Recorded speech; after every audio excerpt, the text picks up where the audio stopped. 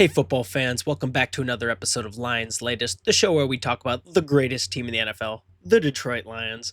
I'm your host, Bryan Hanes, and we have a great list of topics to get into today, so let's just jump straight into it. Starting off, we're talking about the remaining cap space and what the Lions should do with it. So, I have some ideas, but first, let's get into the cap space and what we have to work with. We have about 40 million remaining in the cap, 40.17 if you want to get specific, and in dead cap charges, we have about 21.7 million, whatever. We got 40 mil to work with. So what do we do with that? We have solid cushion. It gives us the flexibility to sign some free agents, extend some players if we want to, or just roll over and manage future cap space if need be, right? But things could ramp up in the near future with some of these contracts we have to extend. So what should we do with this 40 mil we have left? We could obviously reinforce some positions. Cornerback is always a position we could reinforce because we dealt with some injuries last year. Rasul Douglas from the Bills. He's the number one remaining free agent at corner. He's physical, long, and ideal for heavy zone defenses. The only issue with that is we're moving into more of a man defense, so I don't know if it's particularly the greatest pickup. But there's some other great people we can pick up. Mike Helton from the Bengals. He's a slot corner who can also blitz and play in space. It kind of adds that depth to the roster in case we need to run some blitz plays and throw someone in who they're not expecting, they maybe haven't seen all game. And then there's also places like the pass rush that we can obviously use help with. We've talked about that in some of the previous videos, that the edge rushing and defensive tackles are some of the players that we've obviously seen from injuries last year are definitely places in need of depth. So Jadeveon Clowney, ex-Panthers, he's a veteran with 11 seasons. He's strong against the run. And the big thing here that we're trying to look at for all these like 1-year pickups are low risk 1-year deal, right? Just add some depth. We're trying to go for another Super Bowl run. We need some depth because injuries are bound to happen. Nobody likes injuries, but it's a contact sport and it's what's going to happen. So, maybe sign him to a low risk 1-year deal to shore up some depth for the opposite of Hutch. Zadarius Smith, we've talked about getting Smith back on this roster. He's very familiar with Detroit's scheme. He played it last season towards the end, and he's still productive. In 2024, he had 9 sacks, and he offers that rotational edge strength as well. Finally, we could get Javon Kinlaw from the Jets. He's a big-bodied interior lineman. Not saying we necessarily need a lineman, but he does complement Aleem McNeil and DJ Reader's kind of play style and run defense. I think Tyleik Williams was a great pickup in the draft, but we could always use another player with some experience to help out those younger guys. I think that's the big thing, right? Helping out the younger guys, getting someone in who knows the game well and who can help these players out who don't necessarily have the experience out of the NFL, but have that, youngness. They got their age on their side. They have talent. And they still got their wits about them, but just learning the game a little more in the NFL and how fast paced it's played is always good. So picking up a vet isn't a bad deal.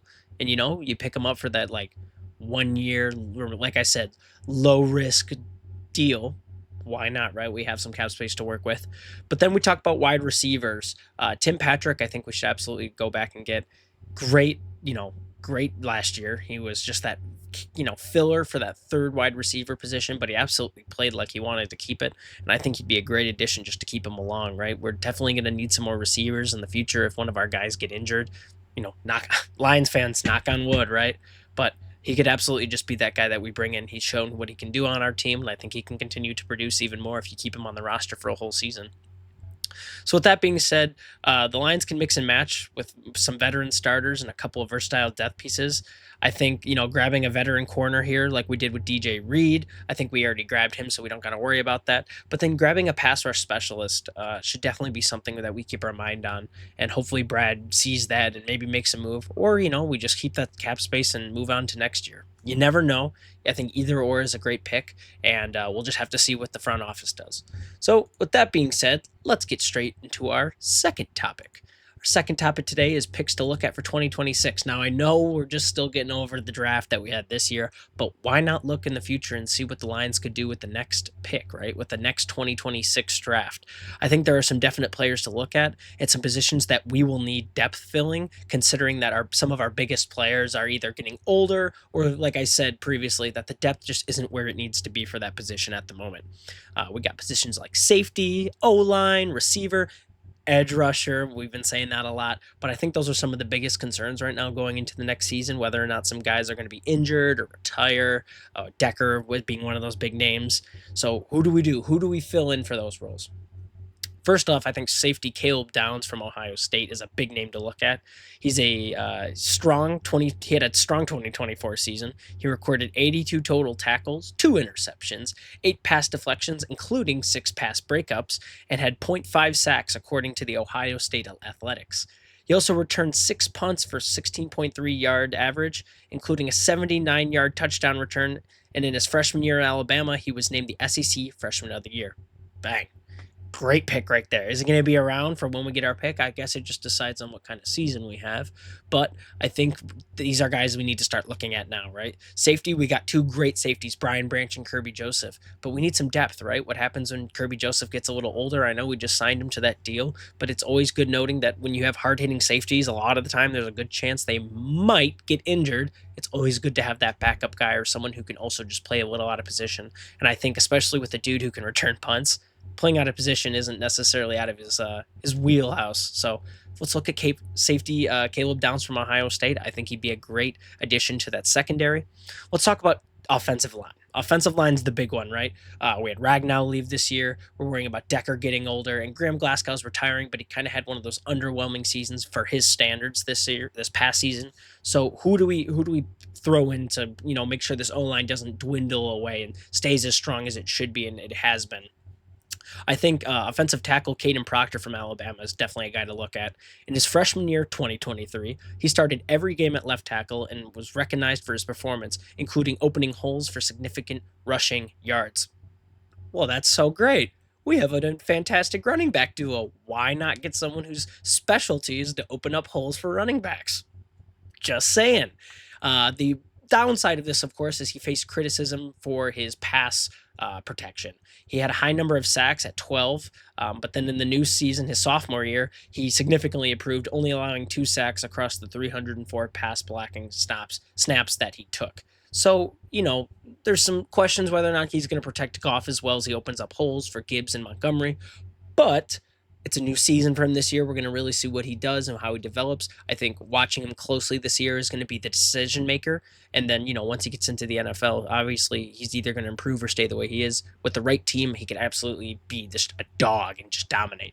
Big guy, transferred to Iowa and then back to Alabama. And now that he's back at Alabama, he's expected to continue his role as a key player on that offensive line. So let's keep looking for him. He could absolutely be the dude that replaces a player like Taylor Decker, who's getting older, or maybe fills in for some of these roles so he can move a guy over to center if we don't pick one up in the free agency.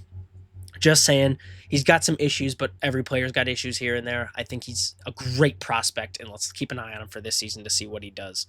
Talking about that edge rushing problem and how we didn't really have great depth for it with all the injuries this year, let's look at Ruben Bain Jr. from the University of Miami, Florida. Ruben Bain Jr. was a defensive lineman, but moved to that edge rusher position. In his college career, he's accumulated 44 total tackles, 23 solo tackles, and 7.5 sacks. In his second season, he finished with 23 tackles, 5.5 tackles for a loss, and 3.5 sacks, despite missing 4 games due to injury. Started all 9 games, which he played after suffering an injury on the first defensive drive of the season, which was at Florida. And injuries could be a problem with him, but I think when he's healthy, he's an absolute dog, and he's the most dominant defensive player on the field.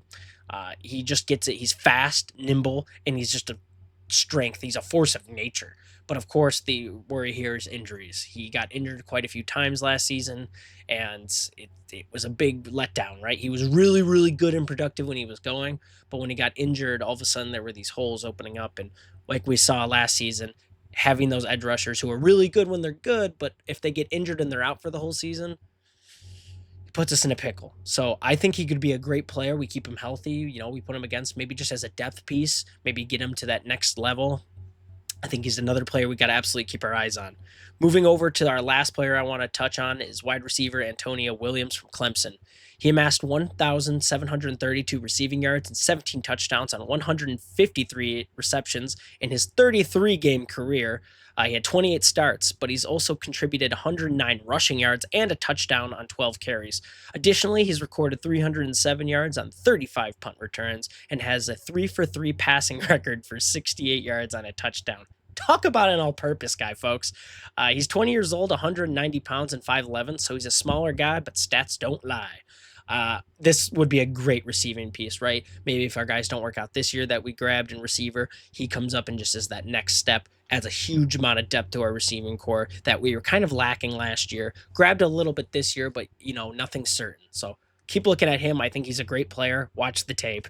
Antonio Williams from Clemson could absolutely be that all-purpose guy that the Detroit Lions kind of need right now with Khalif Raymond getting a little older. So, with that being said, let's move into our third topic. We talked about some guys to look at for the next draft. We talked about salary cap. Now, let's talk about the guys we have now. Jahmyr Gibbs. What is he going to do next year? Is he going to be the top dog? Is he going to replace Montgomery outright? I don't think so. I think they're still going to work great together, but I think he's going to take a much, much bigger workload. He last year had 250 attempts for 1,412 yards rushing, averaged 5.6 a carry, and had 16 touchdowns, 4 of them in one game. He is notable also for being a receiving threat. I think while Montgomery is great and expected to return, he's not at the next level like Jahmyr Gibbs is. They're great together and their play styles complement each other wonderfully.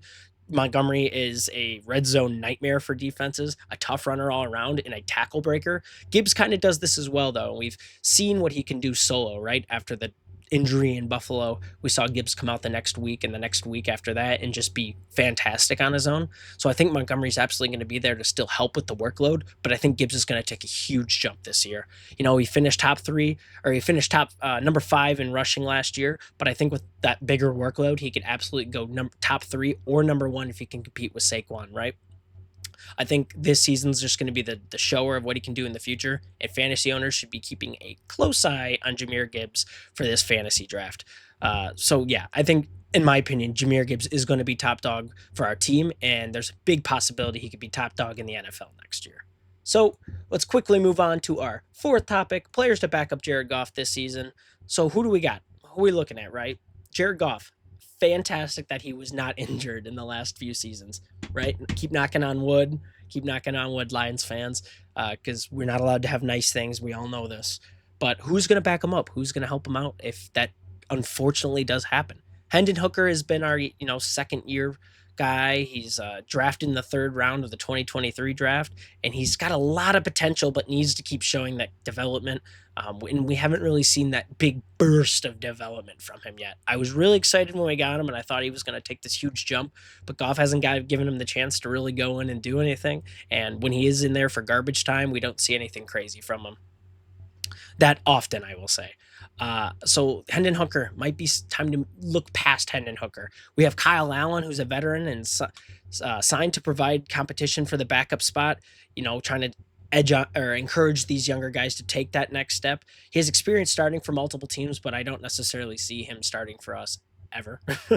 I think he's a great guy, and I think he's an absolutely great teammate and pusher of talent, and I think we should just kind of keep having him as that role.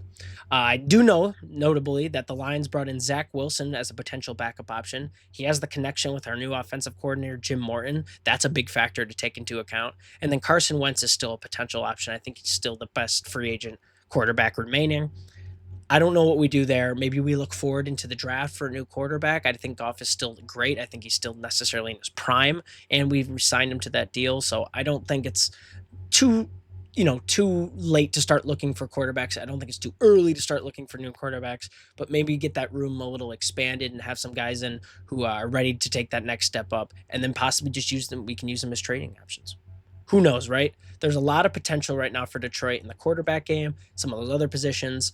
I think Detroit's right now on this precipice of good things coming in and out, and a lot of good stuff surrounding the city. So with that being said, that is all our time we have here for today at Lions Latest. Make sure you like, comment, and subscribe. And if you made it to this point of the video, tell me who you think would be the next great backup for the Detroit Lions. Who's going to back up Jared Goff this season and the next season, guys? Let me know in the comments down below. But anyways, you guys have a good one, and we will see you in the next video.